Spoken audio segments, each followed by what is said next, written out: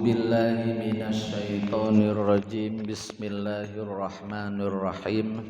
Alhamdulillahi rabbil alamin. Wassalatu wassalamu ala asyrafil anbiya'i wal mursalin sayyidil awwalina wal akhirin sayyidina wa maulana Muhammadinil amin wa ala alihi tahirin was sahabati ajma'in wat tabi'in wa tabi'it tabi'ina lahum bi ihsanin ila yaumiddin.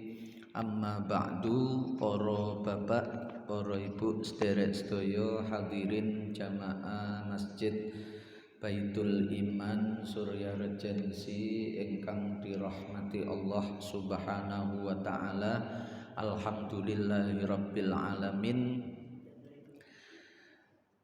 Senantiasa kita menghadirkan hati yang selalu bersyukur kehadirat Allah Subhanahu wa taala. Di samping itu suatu kewajiban, di samping itu sebuah kepatutan karena kita banyak diberi oleh Allah yang tidak bisa dihitung. Wa in ta'uddu ni'matallahi la tuhsuha. Bersyukur itu juga supaya hidup kita ini menjadi bahagia. Sebab pilihan hidup itu dua. Kalau enggak bersyukur, nggih bersabar. Selain dua niku jelek semua. Pilihan hidup itu bersyukur atau bersabar. Syukur itu tanda kebahagiaan. Sabar itu tanda ketabahan, tanda keyakinan bahwa seburuk apapun yang kita alami semuanya datangnya dari Allah sebagai satu ujian. Biasanya orang bersyukur itu lepas, luas, kejiwaannya itu bahagia. Biasanya orang bersabar itu menahan diri, menguatkan diri, meskipun tidak sedang kondisi bahagia, tapi sedang berada dalam keyakinan bahwa semuanya itu datangnya dari Allah. Pilihan bersyukur itu adalah pilihan yang paling nikmat. Maka kapanpun, dimanapun, dalam kondisi yang bagaimanapun, kita diajarkan untuk selalu bersyukur. Biasanya dituangkan dalam kalimat alhamdulillahi ala kulli halin wa ni'matin. Wa ni'matin itu pas banyak pemberian, banyak nikmat. Yang ala kulli halin itu yang lagi kekurangan, lagi ada ujian, tapi kita menghadapinya dengan syukur karena antara yang diujikan Allah dengan yang diberikan Allah itu lebih banyak yang diberikan. Kalau jari kita itu salah satu ada yang sakit, cantengan misalnya, maka kita harus ingat ada 19 jari yang lain itu yang sedang sehat-sehat saja. Ada organ tubuh kita yang lain yang lebih sehat, dan itu yang kita lihat sehingga kita bisa bersyukur. Kalau di tempat kerja itu ada dua orang yang sedang tidak baik hubungannya dengan kita, kita melihat yang puluhan atau yang ratusan atau bahkan yang ribuan itu saja yang hubungannya dengan kita itu tidak masalah, baik-baik saja, sehingga melihat dua itu tidak menjadi masalah, karena kita melihat yang puluhan yang lain, yang ratusan yang lain. Itu cara supaya kita selalu menjadi orang yang bersyukur. Sampun. Sekarang yang hendak saya sampaikan adalah 1, 2 atau bahkan 3 hadis dari baginda Nabi terkait amalan apa yang dicintai oleh Allah. Ahabbul a'mali ilallah. Ini penting karena kita beramal itu sebenarnya tidak hanya sekedar menumpuk-numpuk pahala. Karena pahala sebanyak apapun di saat yang sama nikmatnya Allah itu malah tidak bisa dihitung. Nikmat itu ada harganya. Kalau amal kita itu ada harganya, maka nikmat dari Allah itu juga ada harganya. Kalau kita mempersembahkan amal kita kepada Allah untuk mengharapkan harga berupa pahala atau berupa kenikmatan di akhirat, maka bisa jadi juga Allah ketika memberikan nikmat kepada kita juga meminta harga terkait syukur, keikhlasan, kesabaran, dan lain-lain yang dikehendaki Allah. Dan kita pasti kalah, karena dari kita itu sebanyak apapun itu pasti sedikit. Sedangkan dari Allah yang kelihatannya sedikit itu pasti banyak, tidak bisa dinilai. Jadi kalau taruhan harga yang kita minta dengan harga yang diminta oleh Allah, maka pasti kita yang kalah. Maka motivasi beribadah, motivasi beramal solih yang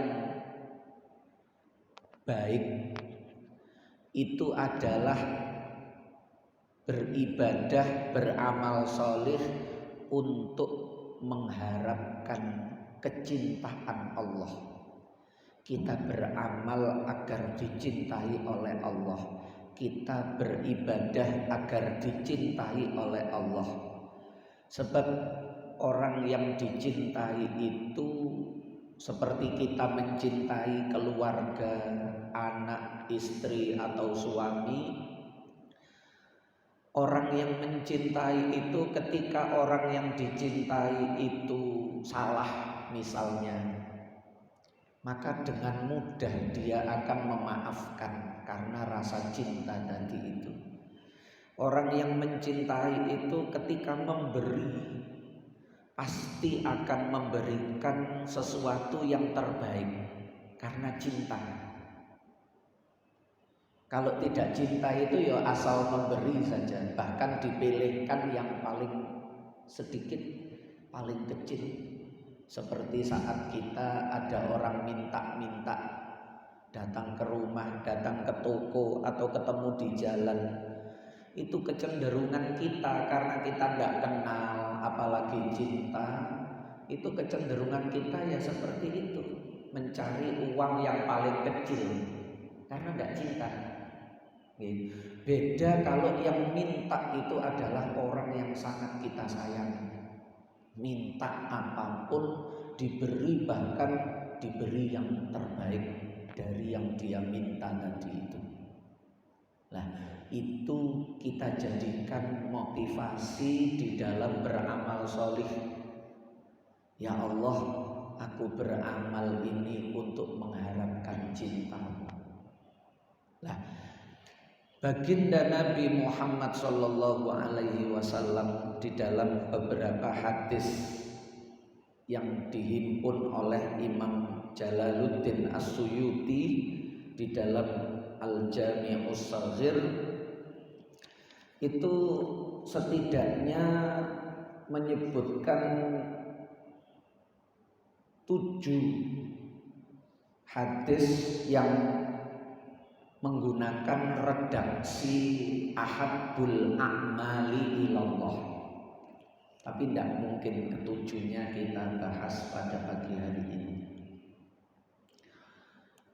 Untuk apa? Untuk supaya kita itu dari amal-amal sholih yang banyak, yang beraneka ragam, itu mana yang bisa kita pilih sebagai prioritas untuk mendapatkan kecintaan Allah, supaya kita tidak keliru di dalam mendahulukan sesuatu yang tidak penting malah kita dahulukan, sesuatu yang penting malah kita abaikan, sesuatu yang cepat mendatangkan kecintaan Allah kita lewati begitu saja, sementara sesuatu yang tidak penting, tidak dihiraukan oleh Allah, bahkan bisa mendatangkan kemurkaan Allah, justru yang kita kejar-kejar. Dan ini pentingnya ilmu untuk memilah dan memilih mana yang terbaik, mana yang terpenting, dan mana yang paling dicintai oleh Allah. Niki ngaji pada pagi hari ini. Yang pertama, ahabbul a'mali ilallah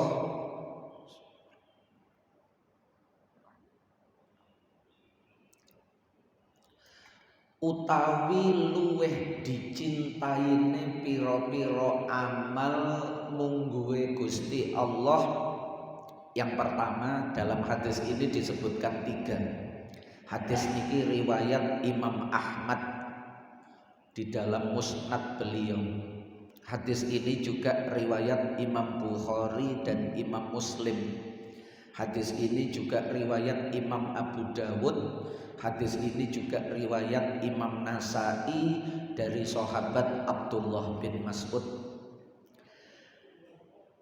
Kata baginda Nabi, ahabbul a'mali ilallah, amal yang paling dicintai oleh Allah yang pertama as-sholatu liwaqtiha. Dalam redaksinya Imam Ahmad niku as-sholatu liwaqtiha. Dalam redaksinya Imam Bukhari as-sholatu ala, menggunakan ala. Dalam redaksinya Imam Ahmad menggunakan ila. As-sholatu menggunakan li, as-sholatu li waktiha. Ada yang as-sholatu ala waktiha, sholat di dalam waktunya. Niki penafsiran yang paling masyhur di kalangan ulama ketika menerangkan hadis as-sholatu liwaqtiha, sholat di dalam waktu. Sholat itu ada waktunya. Innas sholata kanat alal mu'minina kitaban mauqutan. Ada waktu yang sudah ditentukan. Duhur itu mulai matahari bergeser dari tengah bergerak ke barat sedikit. Kalau menurut ilmu hisab 4 menit dari titik tengah di atas kepala, namanya istiwa. 4 menit itu zawal duhur. Dimulai sholat duhur sampai tinggi benda dengan tinggi bayangan itu sama, ditambah bayangan 4 menit tadi, selesai waktu duhur. Itu bisa lebih dari 2 jam. Lah, sholat duhur itu bisa dikerjakan di antara waktu itu. Katakanlah kalau sekarang misalnya Jenengan lihat saja di jadwal waktu sholat atau jenengan praktekkan sendiri berdiri ketika terik matahari itu. Misalnya setengah 12 sampai setengah 3 baru asar misalnya. Berarti setengah 1, setengah 2, hampir 3 jam. Yo di antara waktu itu sholat duhur bisa dikerjakan. Itu penggunaan liwaktiha atau ala waktiha, seperti ayat watadul mawazinal qisto liyaumil qiyamah. Jadi ulama niku menerangkan li di situ bermakna fi, itu punya dasar. Niku ulama boten gawe karepe akale dhewe. Mulane kita itu di Al-Quran itu disuruh bertanya kepada ulama. Fas'alu ahla dzikri in kuntum la ta'lamun. Kalau kamu tidak tahu, tanya kepada ahla dzikri. Jangan buka-buka Quran sendiri, jangan buka-buka hadis sendiri. Karena kamu akan menafsirkan Quran hadis dengan kemampuan akalmu sendiri. Padahal akalmu itu akal yang tidak sama dengan akalnya ulama. Karena ada ilmunya tadi itu. Menerangkan as-sholatu li waktiha, niku saja menjadi penjelasan yang panjang. Li ini maknanya apa? Karena biasanya li niku kedue krono. Sholat milik waktunya, sholat karena waktunya. Dua-duanya itu tidak pas. Sholat krono waktune, sholat kedue waktune, niku dua-duanya tidak pas. Yang pas itu fi waqtiha, sholat masih berada dalam waktu. Artinya ketika kita sholat itu waktunya belum habis. Mulane ndongane Quran niku fawailul lil musallin alladzina hum an, niku pakai an. Celaka orang-orang musallin, orang-orang yang harusnya sholat, yang terkena kewajiban sholat, itu an sholatihim sahun, sampai waktunya itu habis. An itu maknanya mujawazah, sudah lewat, waktunya sudah habis, mereka masih sahun, masih lengah, masih lupa, masih teledor, masih tidak menghiraukan. Dan itu pasien itu dimaknani fi. Artinya apa? Artinya orang yang sholat di awal waktu boleh, di tengah waktu boleh, di ujung waktu sekalipun itu juga boleh. Maksudnya jangan yang sholat di awal itu kemudian merendahkan yang sholat di tengah, karena masih boleh. Jangan yang sholat di tengah itu merendahkan yang sholat di akhir waktu, karena masih boleh, belum haram.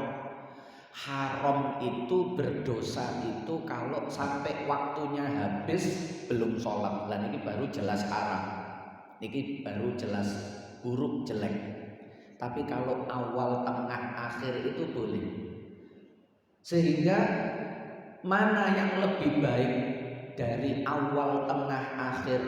Ya ulama mayoritas mendahulukan yang awal. Tapi ini bukan kewajiban, hanya sekedar afdoliyah, keutamaan. Niku kudu ditanamkan supaya kita tidak salah.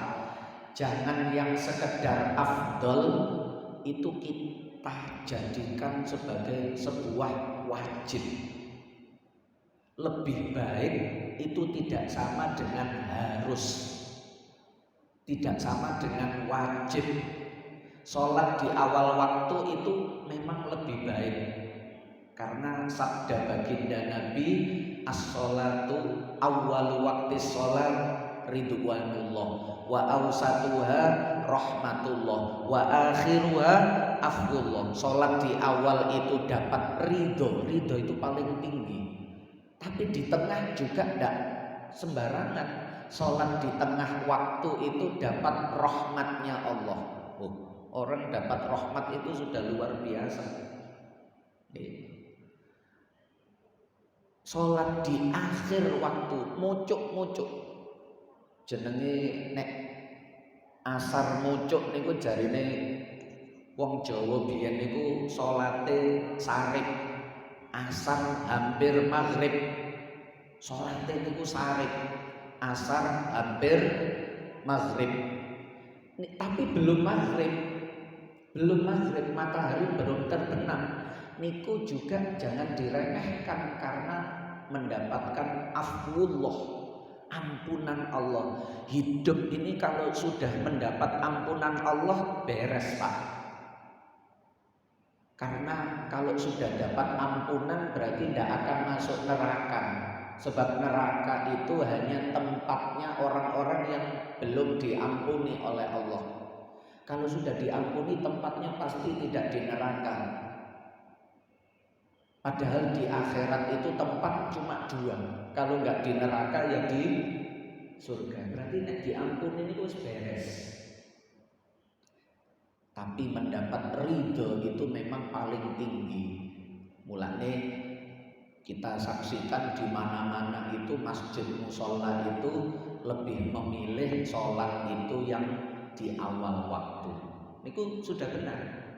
Tapi jangan merasa paling benar kalau melihat temannya sholat di tengah atau di ujung kemudian merendahkan. Merendahkan itu menjadi jelek. Awal waktunya baik tapi merendahkan itu menjadi jelek. Karo Gusti Allah di akhir-akhir nek karo juragane di dhisik-dhisik Kalimat itu tidak salah, tapi perasaan yang mengiringi kalimat itu yang salah.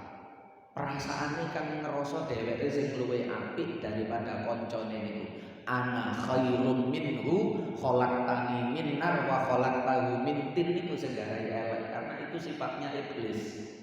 Merasa lebih baik. Itu yang pertama. Amalan yang paling dicintai Allah itu adalah sholat sesuai waktunya. Sholat masih berada di waktunya. Syukur-syukur berjamaah. Lebih istimewa lagi. Yang kedua, kata baginda Nabi, summa birrul walidaini. Nuli birrul walidain. Kalau dulu dimaknai ngabekti, tapi sebenarnya birrun itu berbuat baik kepada kedua orang tua. Karena berbakti itu harus dalam koridor kebaikan, bukan mutlak. Ketika orang tua itu memerintahkan sebuah kemaksiatan, sebuah dosa yang dilarang Allah, maka tidak ada kewajiban untuk birrul walidain. Tidak ada tuntunan agama untuk memenuhi itu, meskipun itu perintah orang tua. La ta'ata li makhlukin fi maksiatil khaliq, kata baginda Nabi. Tidak ada ketaatan kepada makhluk terkait kemaksiatan kepada Allah Sang Khalik. Sehingga bahasa birrun itu apapun perintah orang tua selama itu tidak bertentangan atau tidak dilarang atau tidak diharamkan oleh Allah dan Rasulnya, anak niku wajib. Dan itu menjadi amalan yang paling mendatangkan kecintaan Allah. Bahasa Kanjeng Nabi niku ridallah fi ridal walidain wa suhtullah fi suhtil walidain. Ridhonya Allah itu ada dalam ridho kedua orang tua. Artinya barometer kita diridhoi Allah kalau masih punya orang tua itu enak, gampang, jelas. Kalau kedua orang tua kita itu ridho dengan kita, insya Allah Allah pasti ridho dengan kita. Tapi kalau orang tua kita dengan kita itu tidak rela, tidak ridho, kecewa, padahal tidak terkait keharaman. Kalau kecewa terkait keharaman tidak masalah. Anaknya disuruh mencuri, anaknya disuruh berzina, anaknya disuruh yang haram-haram, anaknya tidak mau, orang tua kecewa, itu bukan kekecewaannya Allah. Tapi kalau sesuatu yang tidak terkait haram, anak niki tidak memuaskan, tidak membuat marem atine wong tua, gak mareme wong tua niki nggih ndadekno gak mareme Gusti Allah. Kalimat birru itu bermakna kebaikan yang absolut, yang tidak mengenal batas. Sebab baik itu macam-macam. Dalam bahasa Arab itu kadang dibahasakan dengan khairun, kadang dibahasakan dengan hasanun, kadang juga dibahasakan dengan birrun. Birrun itu kebaikan yang sifatnya itu tidak mengenal bagaimana apa, itu mboten penting. Yang penting satu tadi, itu tidak dilarang atau tidak diharamkan Allah dan Rasulnya. Sehingga anak yang baik kepada orang tua, katakanlah bahasa yang sudah akrab di telinga kita itu berbakti. Anak kewajiban berbakti kepada orang tua itu tidak menunggu orang tuanya itu baik, tidak menunggu orang tuanya itu solih atau solihah. Seburuk apapun orang tua seorang anak nih, sejelek apapun orang tua nih, bahkan orang tua yang kafir sekalipun. Bahkan di Al-Quran itu dicontohkan orang tua yang kafir yang memerintahkan anaknya untuk kafir juga. Quran itu sampai gawe contoh yang paling mentok. Ibu kafir, makso anake kafir. Niku perintah kafirnya tidak boleh diikuti, tapi baik kepada ibu yang seperti itu merupakan tetap kewajiban. Wa in jahadaka ala an tusyrika bi ma laisa laka bi ilm fala tuti'huma. Perintah untuk syirik, untuk menyekutukan Allah, untuk keluar dari Islam, fala tuti'huma, jangan diikuti meskipun memaksa.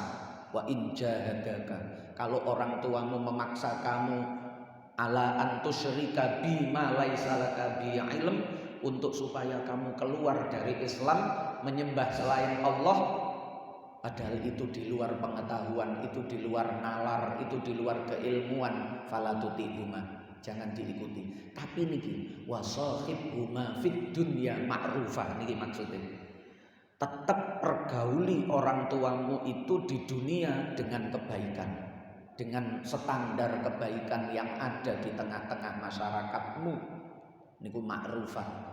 Jadi niki ketambahan. Baik itu kadang-kadang juga dibahasakan dengan ma'ruf, amar ma'ruf. Jadi kadang hasanun, kadang khairun, kadang birrun, kadang ma'rufun. Niki beda-beda, niki tidak sama. Lah, birrun itu kebaikan yang seperti itu, yang tidak bisa dibantah lagi. Bahwa orang tua itu memang harus anak berbuat baik kepada keduanya. Kenapa? Karena beliaulah yang menjadi sebab perantara wujudnya kita ke dunia. Meskipun orang tuanya kafir, tapi dari orang tua yang kafir itulah kita terlahir di dunia. Lalu Allah memberikan kita hidayah, mengenal Islam, mengenal Allah, mengenal Rasulnya. Tapi kita tidak boleh melupakan jasa orang tua yang menjadi sebab lahirnya kita. Karena tanpa lahir, tanpa wujud, tanpa muncul di dunia, kita tidak bisa mengenal Allah. Wong mboten lahir niku ya napa kenal Allah. Tidak wujud itu bagaimana mengenal Islam, mengenal Rasulullah. Maka jasa sebagai sebab melahirkan itu dalam agama tidak bisa disepelekan. Meskipun yang menjadi sebab itu sedang tidak baik, sedang kafir, sedang tidak beriman, atau sedang maksiat, orang tuanya fasik, orang tuanya ahli maksiat, tidak ada alasan bagi anak, lah bapakku ngono ya, ibuku modele ngono ya, mosok aku dikongkon api. Nah niku ndak, itu kalau kepada orang lain.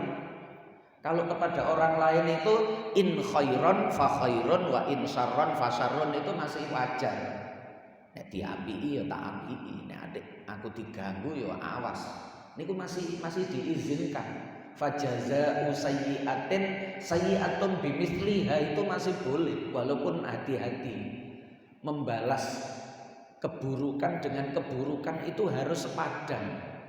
Baru bur, cara Jawa bur. 50-50 wis selesai. Elek dibales elek, selesai. Tapi akhirnya podo elek. Cuma kan wajar aku dijewit ya tak jewit. Aku ditapuk ya tak tapuk. Tapi napuke niki kudu podo. Nek kono napuke gawe 3 jari misale, ya awak dhewe balese gawe 3 jari, mboten 5 jari. Nek 5 jari sosok loro. Nah niku sayyi'atun bimithliha, niku sepadan. Nek kono njewite pakai 2 jari, ya kita njewit pakai 2 jari dengan tekanan yang sama. Kalau kita balasnya dengan ngepruk, dijewit balasnya ngepruk. Nah niku kelebihan sosok kita yang dolim. Boleh membalas tapi yang sepadan. Mulane sing apik niku wa in ta'fu wa tasfahu fa huwa khairul lakum. Kamu maafkan, kamu tetap berbuat baik kepadanya, itu lebih baik, lebih aman. Lah, kepada orang tua itu kebaikan yang tidak mengenal seperti itu. Bah wong tua iki apik, bah wong tua iki gak apik misalnya. Nggih, wong tuane niku gak ngereken anak. Tapi beliau itu menjadi sebab lahirnya kita ke dunia. Itu cara agama wis cukup menjadi sebab kita harus birrul walidain. Yang ketiga, summal jihadu. Nah niki setunggal mawon wis tuwa koyoane.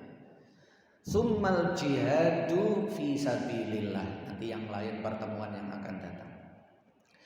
Nuli berjuang, jahada, jihad itu dalam bahasa agama kita kenal dengan 3 kata. Kadang kita kenal istilah jihad, jihadun.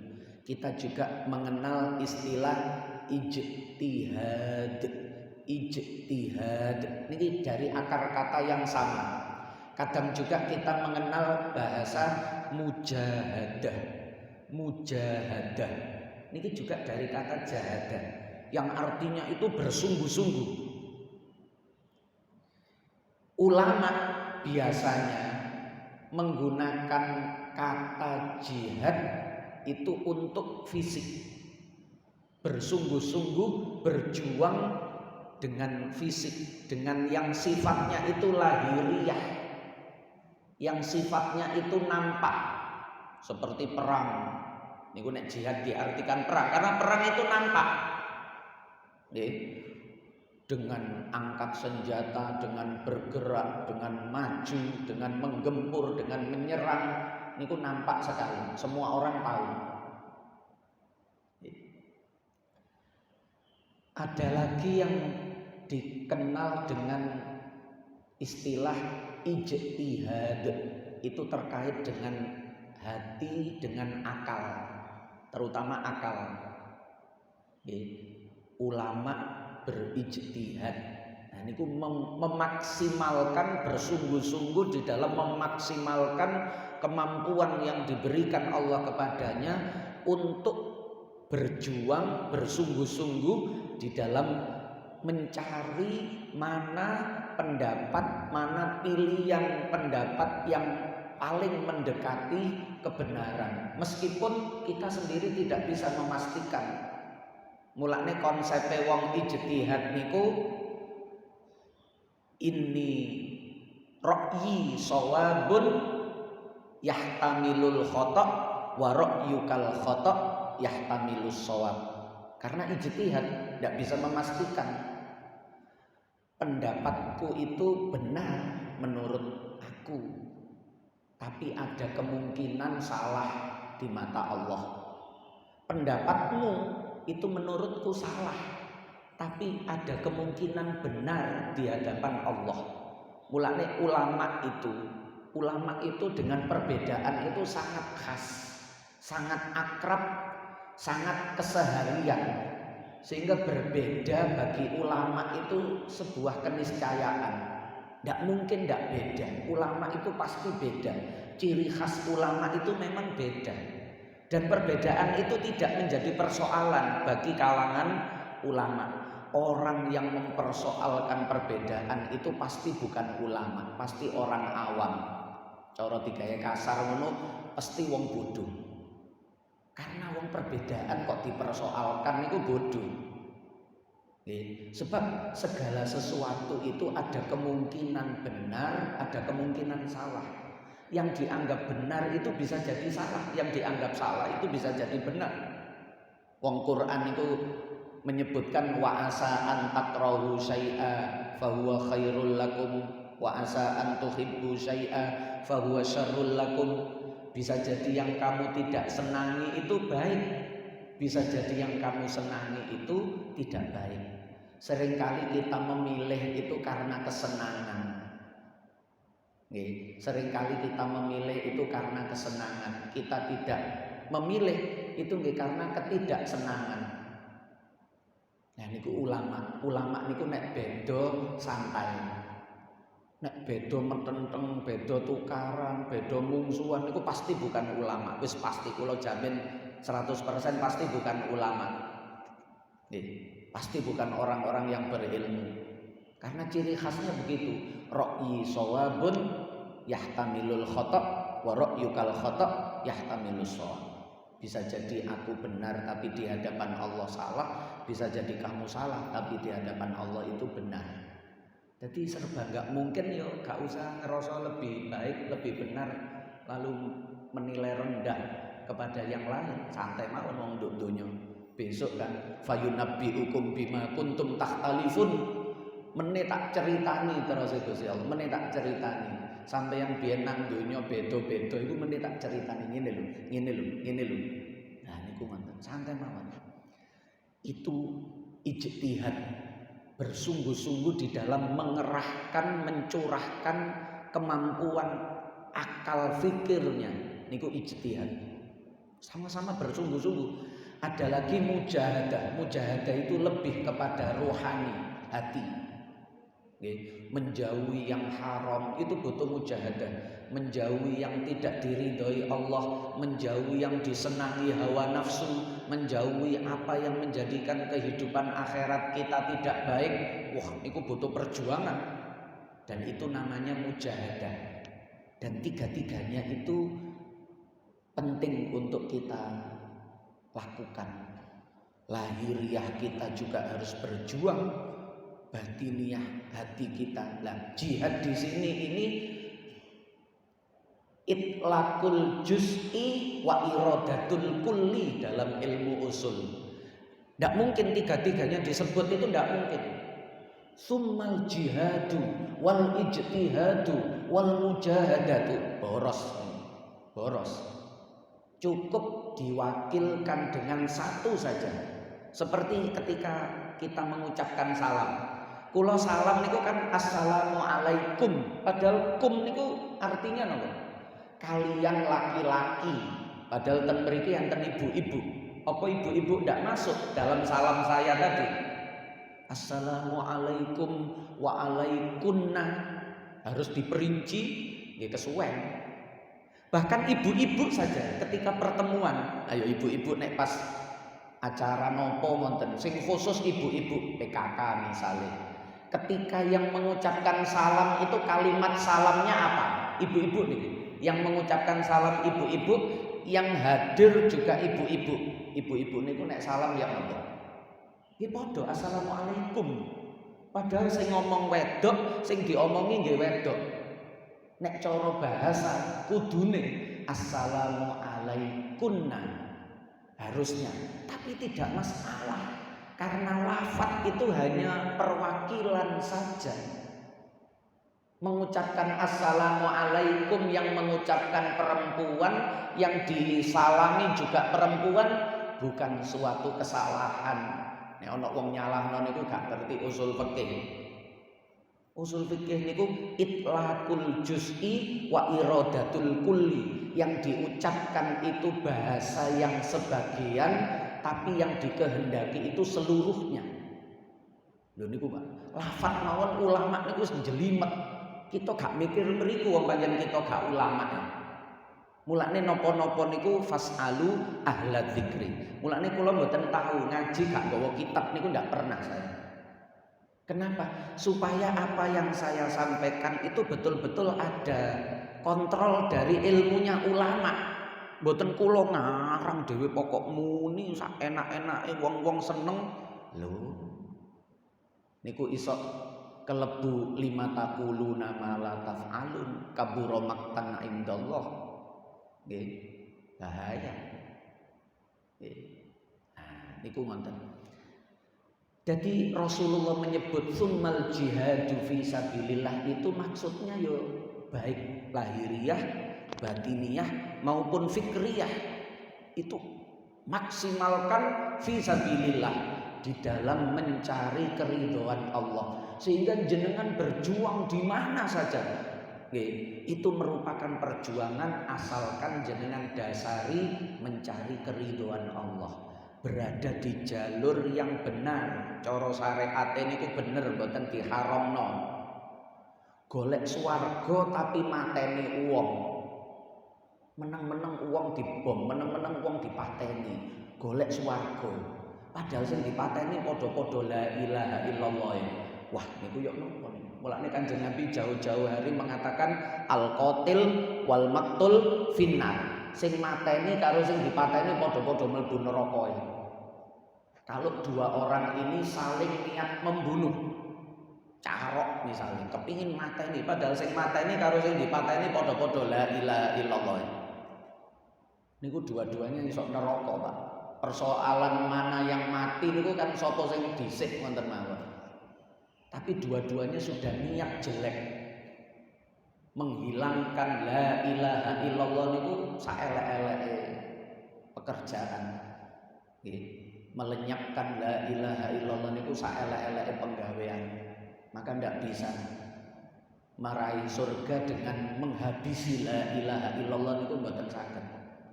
Wa man qatala mu'minan muta'ammidan fajazaa'uhu jahannam khalidan fiha wa ghadiballahu alaihi wa la'anahu wa a'adda lahu 'adzaban adiman apa syadidan.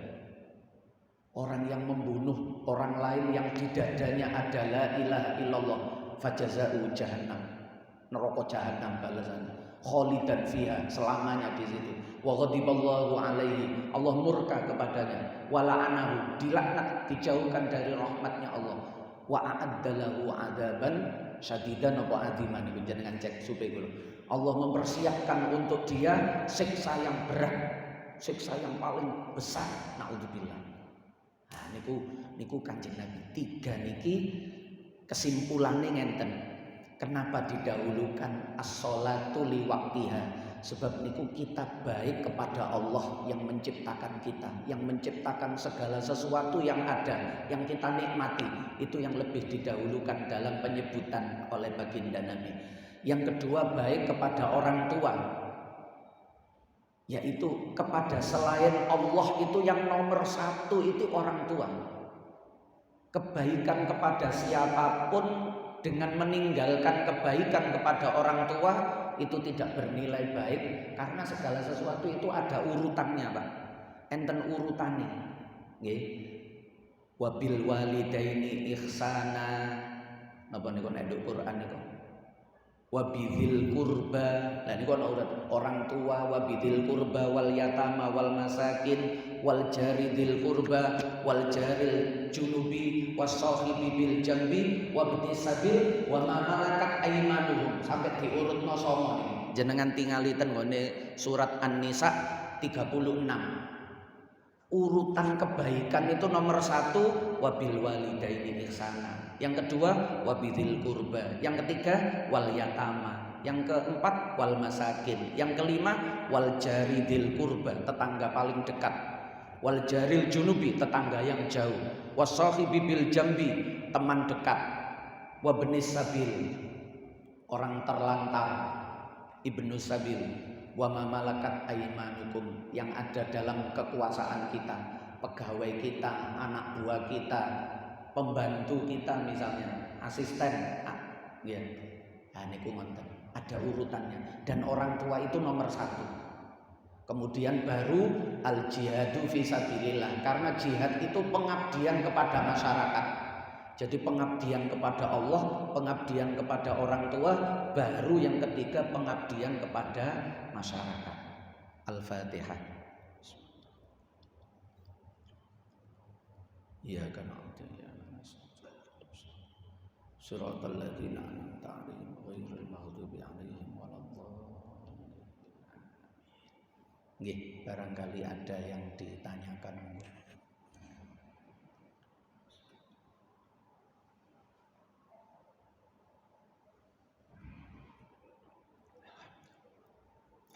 Nek dinten Ahad kita ketemune 5 Ahad sekali. Tapi nek Kemis, lah niku tiap Kemis ba'da maghrib. Cuma kan maghrib niku masih di perjalanan jenengan, ya. Nah, Kemis ba'da maghrib niku ngaji kitab Riyadhus Shalihin. Kalau yang Ahad kelima niki nek gawe kitab nggih urutane wis ilang, Pak. Wong Ahad kelima niku ketemune 4 bulan, 3 bulan ngoten. Mulane pun tematik mau urut sak napa? Mana yang menurut saya perlu untuk disampaikan wonten mawon nek sing Ahad niki. Tapi kalau yang Kemis niku urut kitab hadis Riyadhus Shalihin yang ba'da maghrib niku.